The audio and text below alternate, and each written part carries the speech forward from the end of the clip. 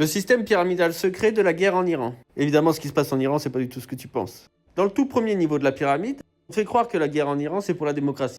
En février 2026, des centaines de milliers de personnes apparemment faisaient des manifestations contre le régime iranien qui était anti-démocratie. Et les grands méchants iraniens avaient même la possibilité d'avoir une bombe nucléaire.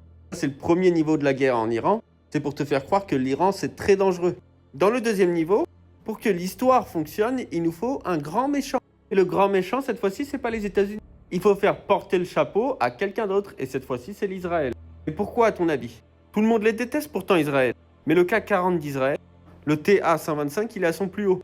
L'Israël est en pleine guerre, mais leur marché traditionnel, l'index israélien, est au plus haut. Ça cache quelque chose quand même. On va changer le gouvernement de ce monsieur-là.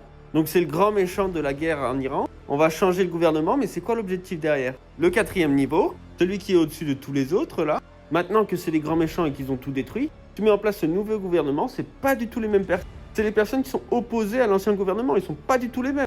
Et c'est quoi l'objectif final? L'objectif final, cinquième niveau, celui qui contrôle tous les autres, c'est toujours la même chose. Récupérer le maximum d'argent possible.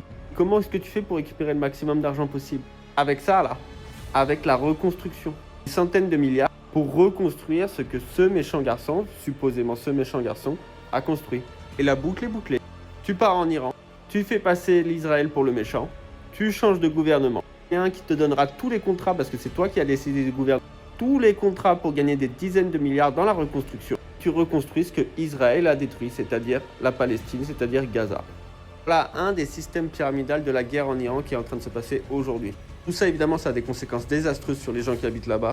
Mais tout ce qui se passe là-bas, c'est en train d'être transféré en France et en Europe. Ton seul objectif à toi, c'est d'avoir de l'argent qu'ils ne puissent pas contrôler, qu'ils ne puissent pas saisir. Et pour ça, c'est le Bitcoin et c'est la crypto. Et je te propose de t'abonner, poto.